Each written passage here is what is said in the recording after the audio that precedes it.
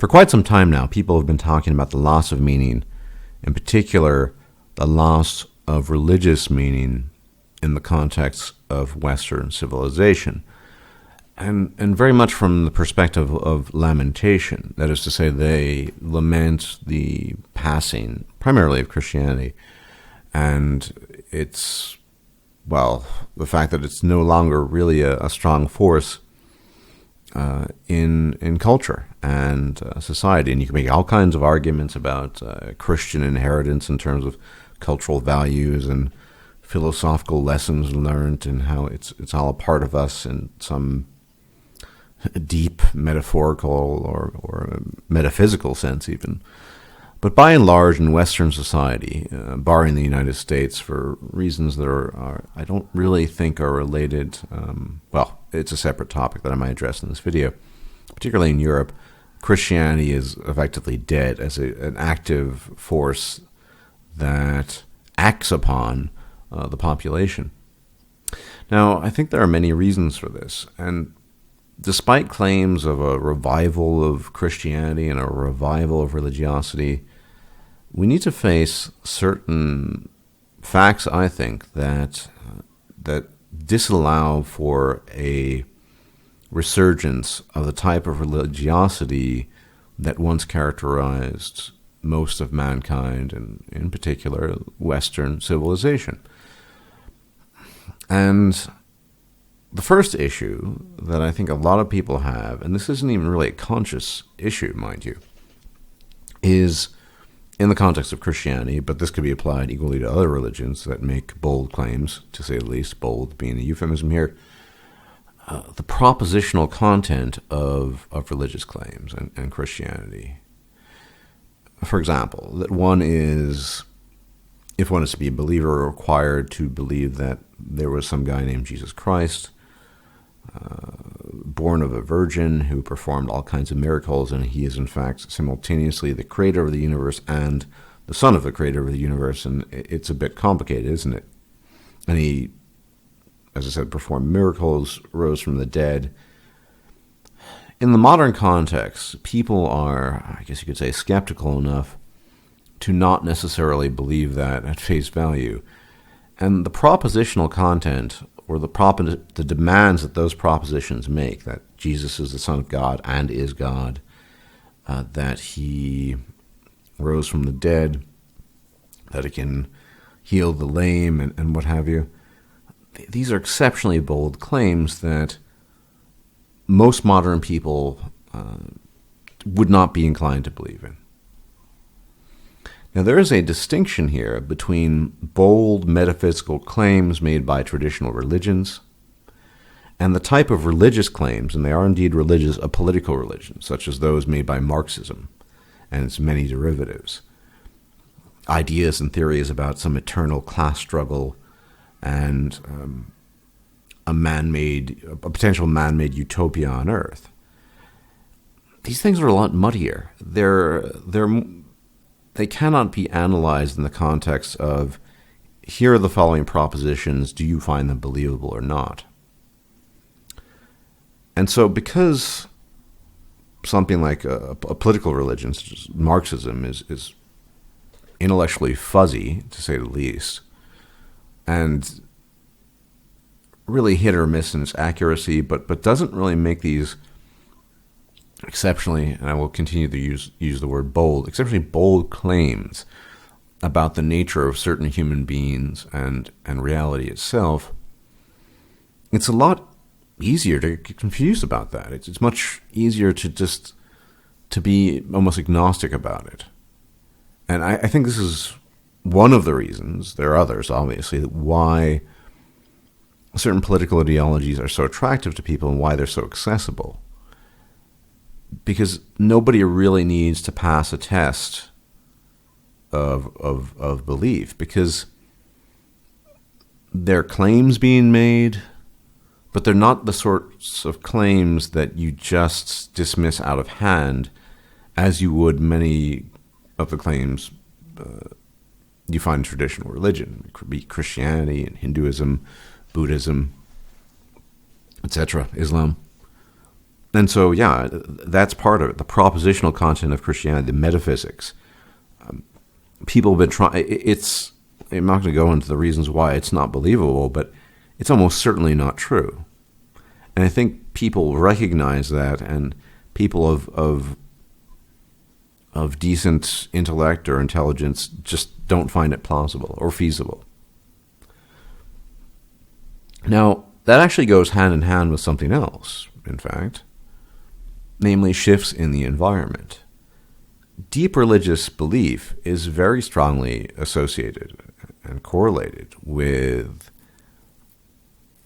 a strong sense of mortality salience, the impending doom, if you wish to call it that, the death, the nothingness that will claim us all eventually.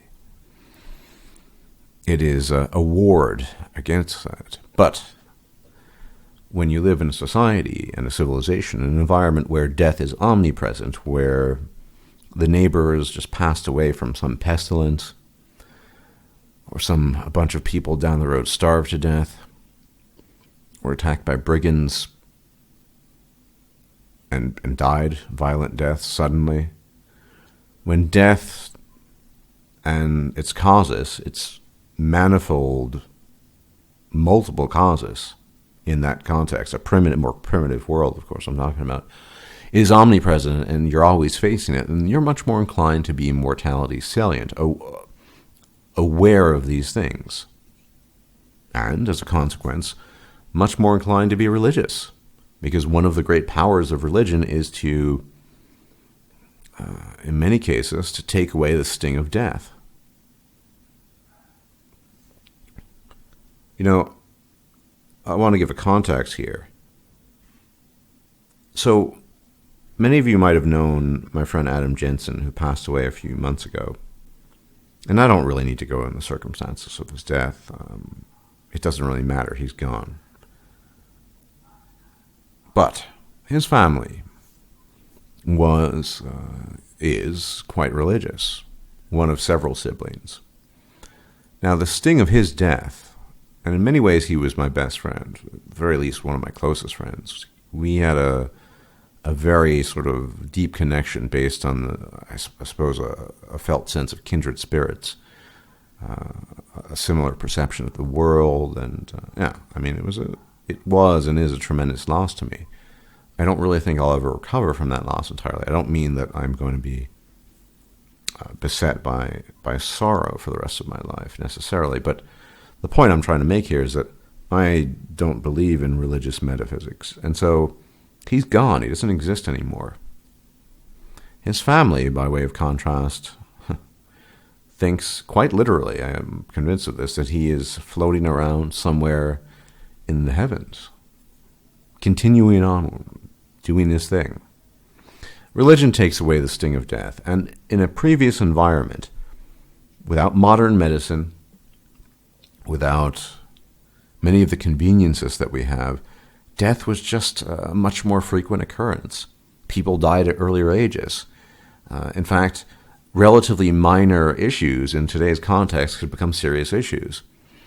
What if, for example, you were a farmer 300 years ago, and some accident befell you, and you shattered your left radius bone? Well, you might be in for a world of hurt, and you might actually die. Why? Because the work you do requires you to engage in physical labor. And if you've shattered your left radius bone, you'll be in pain.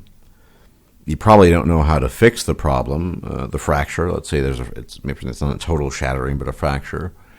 And so you have to continue on your work, exacerbating the problem. There are no local doctors, etc. This could lead to, at the very least, a partial yet total incapacitation of your ability to execute your work that you need to do in order to survive. It could lead to death. I mean, it should be obvious that when death is more present, people tend to pray a lot more. And they tend to at least claim to believe in certain things. You know, the old joke, there are no atheists in foxholes, allegedly. So there's that issue as well, because modernity has taken away a lot of these sights. We don't see around us. People die in a bubonic plague. We don't see all these things that were commonplace for more than millennia, just since there have been human beings. It's not with us. Instead, we play the grand masquerade. We believe, at least pretend to ourselves on a daily basis, that somehow we will evade death, and we're very good at covering it up. We might hear about deaths in the newspaper and what have you, but we don't experience it on a day-to-day basis. And I think that's a powerful motivator for a lack of religiosity. Indeed, in some cases, people's religiosity is almost solely based on that. Never mind the difficulty of the propositional content, the claims of metaphysics made by religion. And so that's another issue. And then there's the question of authority. The authority just isn't there anymore. So yes, people are in search of meaning. I'm not really in search of meaning. I don't really think there is any meaning to be had.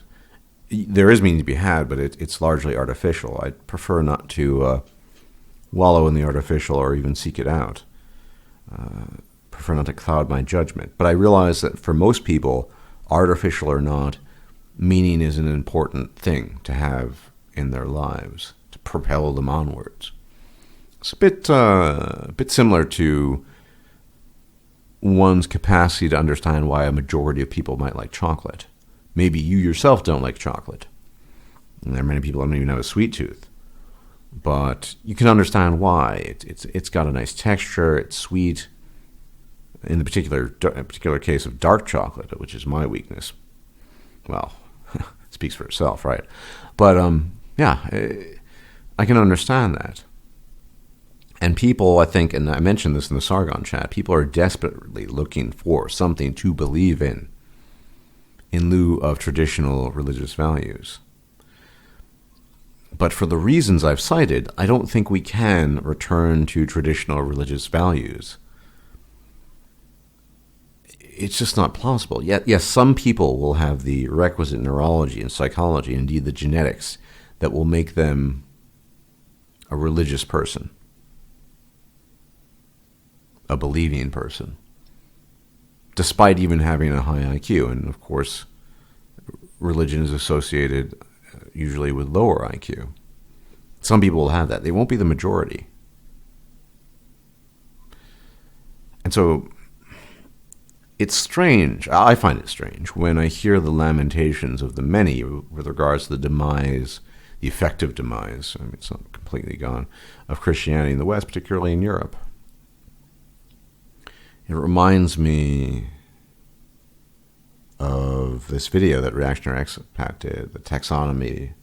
I believe the title is Taxonomy of a Civilization, where, I mean, Distributus talked about this as well.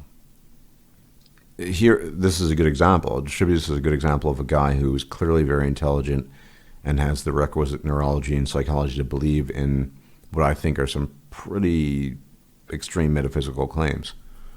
But neither here nor there. Seeing a cathedral or a church with its architecture and its adornments and thinking, well, that's pretty nice. But you don't have the faith to go along with it.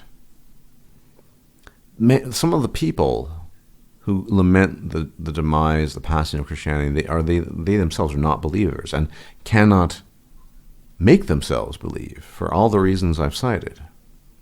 What do you do about that? And what you get is the current situation, people branching off into a million different directions and looking for some sustenance in whatever meaning they can find in whatever artificial endeavor they engage in. And I can understand why they do that. There is, of course, a solution to all of this. Just destroy civilization. Get rid of the technology, the convenience, the comfort. Get rid of it all. And I think in a relatively short time, you'd see more religiosity and people praying and going to church and what have you. You'd lose things, but as Thomas Sowell says, there are no solutions, only trade-offs. I'm inclined to believe that most people would not want to just destroy their surroundings and the civilization they live in. just so they could return to religious values and feel an authentic sense of religiosity. Could be wrong about that. Of course, given human trends, if they're cyclical, we'd just eventually end up in the same situation as we are currently, and so kind of redundant if we went about, whacking buildings, destroying them, and wrecking supermarkets and destroying all the records of modern medicine. I'm not sure if there is a solution to this problem of lack of meaning in modernity. And yes, I am sure I will be redirected to the great Jordan Peterson, who has answers for all and is enlightened to a degree that is beyond my ken and beyond the ken of most. But barring the great vision and insights of the prophet Jordan Peterson, I just don't see any emergence of real meaning, substantive meaning, which is all artificial anyway, for people in the modern context. Whether they find in astrology or Reiki healing or the furry thing that I might have mentioned, which I don't really even know that much about, but it's just not happening. Sure, in certain parts of the world where you still have poverty and lack of modern comfort, you will see increases in religiosity. And indeed, on occasion, you will see the odd convert to Islam. I mean, it's kind of forced, I think, in many cases, because they don't really believe in the metaphysics, but it gives them a sense of order and purpose and whatever. Briefly, on the topic of why so many Americans are religious, you almost certainly don't find it in the great urban centers of the United States. And by great, I mean big, not necessarily that they're great. You tend to find that in more isolated areas, smaller towns and what have you, and that's just mostly for the sake of community. And the metaphysical propositions aside, maybe some people believe in them, maybe they don't, but I mean, I think that's really the driving force behind that. It's almost purely sociological rather than ideological necessarily. But if you look at the shape of Europe or places such as Japan and Korea, I mean, South Korea has a large Christian population, but it is dwindling. There's something about modernity, urbanity, for the reasons I've talked about and cited, that it doesn't allow for traditional religious beliefs apart from a small minority that I've mentioned, a guy like Distributus, who's clearly very intelligent, but for whatever reason can make himself believe these things, or just does. And that's not a criticism of him for that. I cannot believe this stuff. So we're kind of left back where we started, right? No simple answers, at least none that I'm going to present here. I am merely posing the question and casting doubt on the plausibility of a revival of traditional religious values. And the self-same people who lament this loss, they're not believers, and they cannot make themselves believe, which is strange. Why not just concede the implausibility of that belief rather than lament it? There are a lot of things to lament, but maybe it's time we move on. No real solutions. Only more questions and a bunch of trade-offs. And what you decide to do with that, I guess that's up to you.